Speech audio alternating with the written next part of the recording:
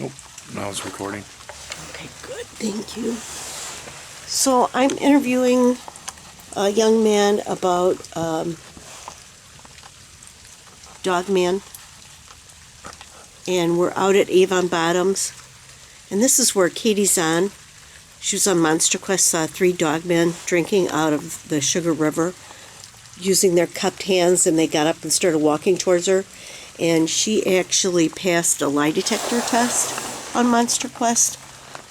So I tend to believe what she was telling me, and this young man, I'll let him introduce himself. My name's Paul. I'm from the city of Beloit area, so I spent a lot of my youth out here. Avon Bottoms here is about almost 4,000 acres of public hunting ground, so we do a lot of hunting out here, which kind of ties into what we were doing out here late at night for a few of the incidences that happened. I will start, it was early 2000, I want to say around 2003, and my friend and I were raccoon hunting, and we pulled into a parking lot, and we noticed something at the edge of the parking lot in the scrub brush and the saplings. So we loaded our shotguns, walked over to it, and noticed that it was a cat that had been impaled on a branch, and it was probably about 6 feet or so in the air. And it was kind of troubling. It's not something you ever see, and it was pretty disturbing, kind of sad. Well, I remember looking at it, and it looked like it was wet, and I remember touching it, and it was saliva, like it was being chewed on, probably just prior to us getting there, and that kind of freaked me out. I thought maybe coyotes were jumping up trying to grab it or whatever. Maybe somebody put it there as bait to hunt. Not really sure. So my friend and I got in the back of the truck, grabbed our spotlights, and we started shining the surrounding trees in the area. And then the moment we started shining across the road, up in the trees, we saw a set of eyes. It's an eye shine. And I'd say they were about that far apart. I mean, no joke. They were that was very noticeable. Raccoon's eyes are completely, a lot shorter distance. What color would you say? I'd say yellow, like most animals. And I got that feeling like something was wrong. Something wasn't right about it. That feeling like you're not alone in the dark or something like that, and your hair stands up. And my friend Ryan had also gotten that feeling, and there was just this moment of silence, and I could barely, as it moved, it started to move and turn away from us, so we just saw one eye and then no eyes, and I saw this huge silhouette coming down the tree. And I would judge it, and I'm a big guy. I'm about 6'3", 300 pounds. It was a lot bigger than me, and it made this horrible crashing noise, breaking all these branches coming down out of the tree, and then a big thud when it hit the ground.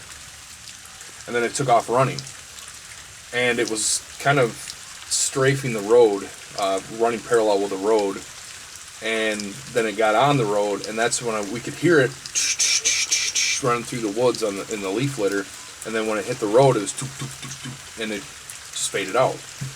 Would you say on 2 legs or 4 legs? Definitely on 2 legs. It was bipedal. Okay.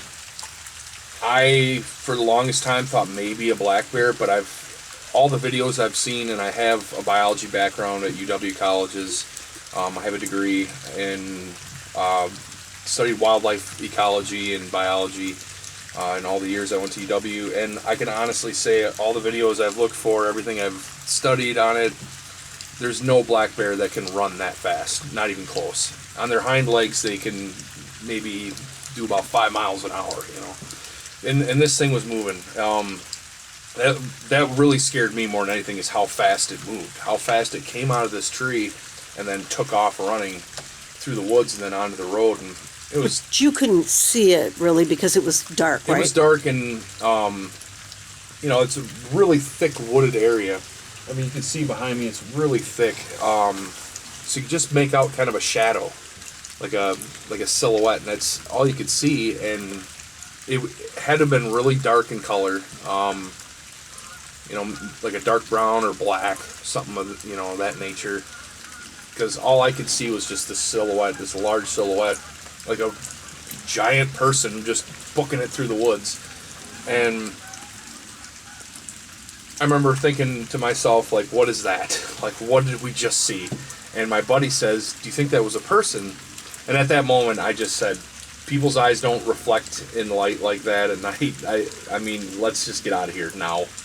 And we booked it. We got out of there. I think we were spooked for quite a while, actually. And, we had 12-gauge shotguns loaded with buckshot. But you're out here all the time. You have been since you were young, right? Yes. I grew up hunting this area with my dad at a younger age. But by the time I was 16, 17 years old, I was coming out here with friends or by myself all the time. And I'd spent a lot of time out here by myself, even at night, out in the woods hunting. And had you ever heard anything before that, or thought anything strange? There were instances like stories, ghost stories, stories of the locals. Kind of like a Texas Chainsaw Massacre meets Friday the 13th kind of vibe in the area. Yeah. And a little bit of Deliverance. It's a very scary area. Yeah, it's I would never come out here alone. No, and for where it is located in the country, it's a pretty rugged area. I mean, they've had search and rescue out here to get hunters out of here. You can get lost. There's plenty of places to hide, and it's a watershed in a low-level area, like a swampy area, a lot of sloughs and backwaters. So, I mean, there's just plenty of places to hide or get lost. And, or hide something. Or, yeah, exactly. Yeah. I know there's talk of there's been a history of maybe mafia dumping bodies out here back in the day. And, there's a lot of, if you do a search on Avon bottoms, you'll find a lot of those types of stories. Other Dogman stories. Here we call it the werewolf. With Katie's On, for instance, they had the History Channel film crew come out here, and that show was the American Werewolf Monster Quest episode. Right. And she saw it by that bridge that's on, right? Yeah. Didn't she? From where it looked like, where they filmed it, it was literally 100 yards down the road. Okay. Right by the bridge there. Okay. I had actually questioned her. She wasn't quite sure. But right getting into the second encounter, okay, right down the road next to the bridge, next to the river, there used to be an old road there, which they had blocked off. There used to be another bridge there that was torn down decades and decades ago. Well, right there on that old road, people would drive and we would park and we'd fish right there in the river at campfire. So a friend of mine and I were fishing all night, a different friend, and we're sitting around next to the campfire on our buckets. We had everything packed up, and we were just, doing the safe thing, waiting for the fire to burn out, and make sure it was out before we left. And so we're just kind of sitting there staring at the fire. Now, when was this? This was about a year later. Okay. So not very much longer afterward. Like I would say, if this first incident happened, I want to say in like late October or November. It was that following summer. And what year was that about? I want to say 2003 into 2004. Okay. I'm pretty sure the first encounter was 03, if I remember right.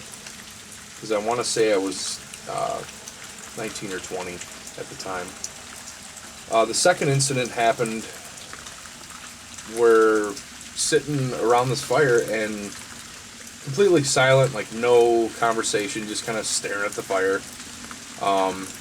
And all of a sudden, out of nowhere, there was no warning. There was no crashing through the woods. There was nothing. It was dead silent. Like, you could hear a pin drop, and all of a sudden this horrible, like, really low, guttural, snarling noise. It didn't sound like anything I've ever heard before in my life. It didn't sound like a bear. It didn't sound like a lion or a wolf or a dog or anything like that. It was just, I tried to mimic it. It's kind of like,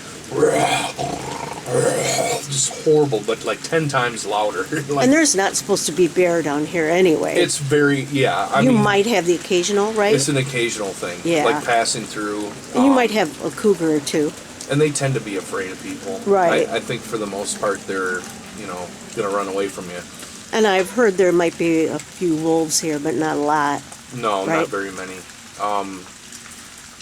But I do remember hearing that, and my friend saw it. He actually turned and looked. And he looked at me, and I go, get in the truck. Just get in the truck. Yeah. We left our buckets there. We left the fire going. Like, we didn't even think twice. We just quick got in the truck, and, tires spinning. Made no hesitation to get out of there as quickly as possible. And it was very scary. It's like I can remember it almost as if it was like I could feel it on the back of my head. It was kind of behind you? It was right behind So us. he saw it and you didn't turn around? No, and to this day, I actually contacted him not too long ago, and I said, you remember that night? And as soon as I say, you remember that night, he goes, I don't want to talk about it. Yeah. I'm like, you saw something? He's like, I don't want to talk about it. Oh my gosh. And did he ever tell you what it looked like? No, he never told me. He was it's a too repressed scared? memory. Like, he doesn't ever want to remember what he saw. I can only imagine, from what I've seen, the depictions and artwork and whatnot, I would be just absolutely terrified if I had gotten a clear look at it, which kind of leads into this obsession I had afterwards where I wanted to catch it. I always had a camera on me. I wanted to catch this thing on film. Oh. I wanted to see it. I wanted to clear view, there it is. And maybe have proof. Yeah. And in hindsight, that was really stupid. Because a lot of the Dogman Encounters radio stuff that I've heard with Vic's interviews, and this thing is just terrifying, and nobody should ever provoke such an animal. No. If you want to call it that. To this day, I don't even know, like, it felt almost like I saw a ghost or something not of this world. You know what I mean? Yes. And it would seem like it would be something of that nature. Just how it moves, how there's, it just kind of disappears, and I don't know. I have a lot of my own thoughts and theories on it, but it's been a very long time since that happened. And there was a span of years and years and years and years. I want to say 8 years maybe, until I had a third encounter, which what had happened was I was hunting by myself at night in the snow, full moon night or close to, really bright, like you didn't need a flashlight or anything like that to navigate through the woods. Fresh fallen snow was perfect. And I'm sitting with my collar, my predator collar, and a rabbit in distress call playing over and over and over, and then all of a sudden I hear something. I turned it off, and all of a sudden, boom, this down tree I was leaning on, there's a deer, jumps over the tree, like within feet of me. Oh. And I'm like, wow, it's just running down the trail. And then another deer behind it, and then a third deer. And I'm thinking, what is going on here? Like, they're running from something. Right. Like they're being, there's a predator. Kind of reminded me of the whole Jurassic Park scene where the Gallimimus dinosaurs are running away from the T-Rex. Yeah. And then all of a sudden you see the T-Rex and you're like, they're being chased by a predator. Well, then I heard I'm assuming a fourth deer, and I hear this, like, kind of like a snap almost, and like a bleat, like a deer would make when it's injured, or like I've heard what a deer sounds like when it's injured, if it's shot or something like that, and it's not killed immediately. But it was just boom like that, and then nothing, like no noise, no crunch in the snow, nothing, and then all of a sudden I hear this shh, like it's being dragged off into the woods. Oh. And I freaked out. Like, I'm thinking, and at this point I had seen the American Werewolf episode, the Beast of Bray Road stuff, the first two incidents, I had no clue. I was completely ignorant of the Dogman or the werewolf sightings. Had no clue.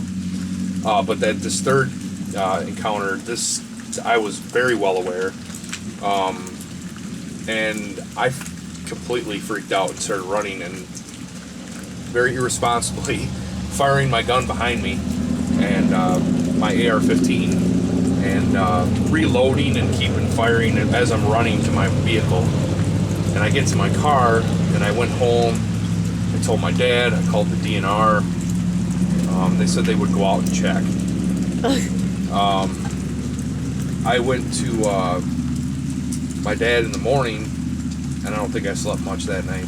He said, we got to go out there. Got to go out there. So we loaded up. Another friend of mine came with us. We walked out there, and it had been blowing, like, just terrible wind. So you couldn't really make out any tracks, but you could see blood. And you kick away the snow, there was blood underneath there and a drag mark. And you could see just the little indentations of where the deer, the hoof prints were. And then this drag mark and blood underneath, it was just a blood trail that wide just going off. And then all of a sudden, there was a big tree, a couple big trees there. It's a kind of a low-lying area. And then it was just gone. Like, did you see any other animal footprints? What looked like a person maybe, and I thought, okay, somebody poached a deer out here in the middle of nowhere in the middle of the night. And now, mind you, you cannot park a vehicle out here in Avon Bottoms without somebody seeing it. Right. All the parking lots are right next to the road. Right. I didn't see any other vehicles out there. Yeah. I always kind of check, to be aware of, okay, there's somebody else out here when I'm hunting, just to be safe. Just so you know. Yeah, just so I know, okay, well, if somebody's hunting over here, I don't want to shoot in that general direction at all, and maybe I have to go to another spot or whatever. But there was nobody out there that night, and when you say human footprints, like a they were boot, large. or they were large. real large? They were just large, and they were... Did you see any toes? No, nothing. Just all I saw was Claws? depressions. Oh, okay. Said it all blown, the snow had all blown over. Okay. And Yeah. I thought, I kind of kicked myself. I'm like, you should have went that night. Oh, Should have called the DNR and said, you need to come out here, and just met them out there and walked back. But I was scared. I Yeah. mean, and to this day, like, it's starting to get dark now, and Yeah, I know. mean, I'm afraid to be out here at night. Oh, me too. Even if I'm armed, I especially don't like being alone out here at night. And I truly never venture off into the woods much anymore. I won't say I gave up on hunting, but out here, yeah, I don't really night hunt at all. No, I think even during the day, this is a spooky area. Yeah, it's definitely the epicenter for weird. And it's not just the dog. I mean, I hear stories, over the years I've heard so many stories. A farmer that I know, just through conversation here and there at the local gas station, had a calf that was killed and over his barbed wire fence, like taken over the barbed wire fence and off into the woods. Yeah. And to me, a bear's not gonna be capable of doing that. No. Not without tearing himself up. I mean, it's almost like he even said this. It's like it killed the calf, threw it over its shoulder, and leaped over the fence. Yeah. That's how he described it, the way it had to have happened. They always joke about stuff, but this Paul's Tree Farm is right here down the road. Yeah. And there's the stories have been told about that. Well, there's people that I know that have hunted that, and they joke about the whole swamp monster of Avon. But there's people that I know that have hunted that have legitimately seen something. They don't take it as a joke. They're very serious about what they saw. And an upright bipedal creature with fangs, with ears, like dog-like ears, a snout. I mean, basically your Hollywood werewolf, just like to a T. I wouldn't doubt if there's Bigfoot out here too. Yeah, if for what it is out here, I mean, out here is a perfect habitat for an animal like that to hide. Oh, you could hide anything out here. Yep, and with the river, the amount of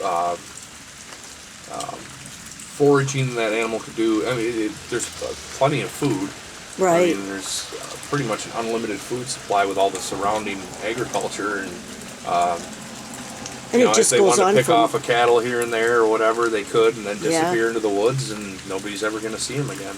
and it goes on for miles, doesn't it? It does. It reaches from the Greene County line and Rock County line. The river follows, and it goes further, but this particular property goes all the way into Illinois, and then once you reach Illinois, there's the Winnebago County Forest Preserve, which is another, I don't know how many thousands of acres, a few thousand acres right there. So it's just continuous. It's just continuous all the way pretty much into the Rockton area, Roscoe Rockton area. It goes, I know it goes quite a ways through Illinois there, but yeah, it's definitely a wild area. And it's just not your normal woods. No. There's sloughs and swamps and It's all marshes and extremely unique for this area. It's a very unique watershed. There's endangered plant species that you won't find anywhere else in Wisconsin. aren't there trees that grow here that There's some trees. I want to say there's sycamore even in spots, but primarily like elms and maples and ash trees, and but I mean you get a good if you look at like aerial photos, and then you come out here and try to walk this stuff and navigate it. Yeah, Even you with can't. a GPS, you can still get turned around and lost because it's like, well, I'm not going to walk through this slough. right? So And you're I'm gonna like, walk around I gotta it. walk around it, but then I come to another one, and then it's just a big maze. Yeah. And I mean, an animal that's lived out here its whole life, you know, the instinct that they have, and you know, they'll either wade through it or they know the paths around it. They have their routine or whatever. And, Oh yeah, there could be anything out here and everything.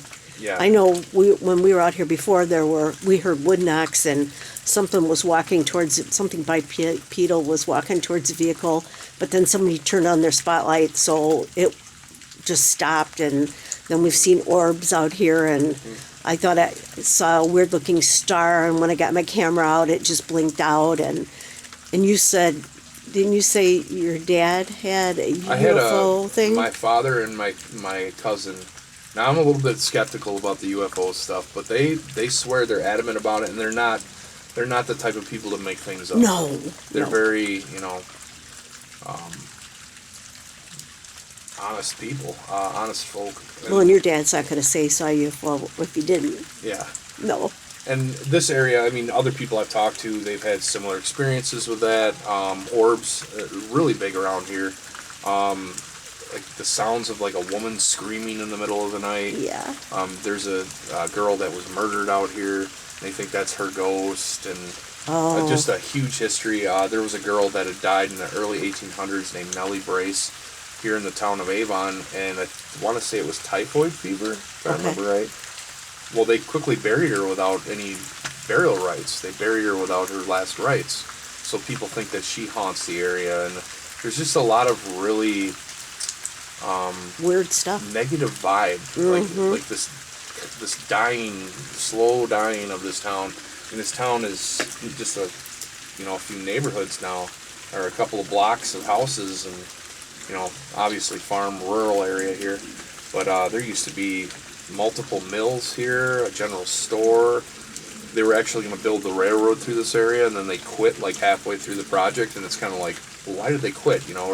Were rail workers being killed off by the Dogman? Your mind turns, and the way the locals are very tight-lipped. Especially the older ones, they don't like talking about this sort of thing. No, and they, I noticed that. and you can't help but, and they don't like outsiders, and it's something straight out of a horror film. No, that old guy that used to live next door to Paul's tree farm was telling us that he thought he saw a dark being out by the tree line when he was mowing a couple of times, and he even drug out an old article of a Bigfoot sighting or something that was really? around here. And Yeah. but then he's moved, and Paul's tree farm, the lady that lives there says, oh no, those stories were all just made up. And I said, I don't think so. Yeah, it's almost like they're protecting something. Yeah. I don't know. Or they don't want to admit it. Yeah, I get weirded out by it. I currently have moved out this way with a friend, and we're right down the road. From here? From here. Oh my gosh. And I go out to take the garbage out at night or whatever, just being outside at night around the house. I get spooked. I turn all the outside lights on, and yeah. My friend carries a gun when he, you just never know. No, it's a scary area. Well, thank you for your interview. Sure. I really appreciate it. Did you have any other experiences out here, or?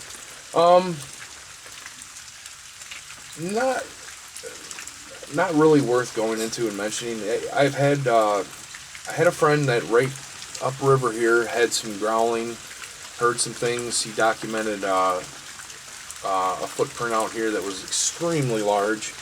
I also have another friend that on McKinley Avenue on his way to Woodman's off of Beloit Newark Road here, which is actually in Beloit, but McKinley's like kind of the last hurrah for rural sightseeing as you're heading into Beloit. He had what would be described as a dogman literally leap across the road. Oh. And he kept this from me for years. I had never really talked about my experiences with him. Well, one night I did, and he just went white as a ghost. He's like, I got to tell you something. I saw that thing. I saw this. And he just starts telling me his story, and I'm like, oh my God. I'm like, it just makes you wonder how many people have seen this, and they're afraid to come out and talk about it. And yeah. I love what you guys are doing, because people who normally won't say anything, who'd be afraid to talk about it, now they know they're not alone. Right. Now they know, there's they're a not sense, crazy. I'm not crazy. Mm-hmm. And exactly. It's a huge relief, and Vic and I had talked about this too. Like, it's therapy. It really is. It's therapy. It's a way for us all to get together and talk about our experiences, and know that there's some validity to this thing, that we didn't hallucinate. It happened. Oh I mean, yeah. it's just. Well, I believed when Katie Zahn passed her lie detector test, so that's all it was. That's all it took for me. I mean, I don't know what I would have thought if she hadn't taken one. I don't know. Yeah. But, and then the Beast of Bray Road and everything. And I mean, all those encounters on the same stretch of road, I mean, over 100 sightings, right? I mean, probably at least. I mean, probably a lot that are unreported.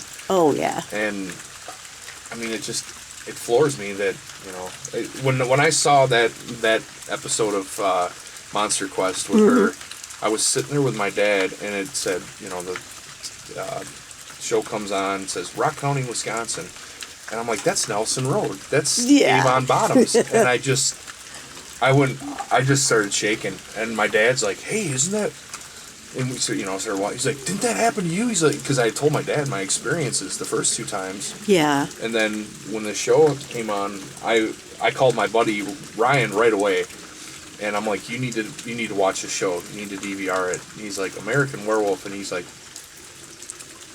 what is this about? And then he goes, wait a second, are you thinking what we saw in Avon? I'm like, just watch it. So he watched it, and he called me back immediately after he watched the show, and he's like, oh my God. He's like, that's what we saw. I mean, has to be what we saw. Either that or Bigfoot.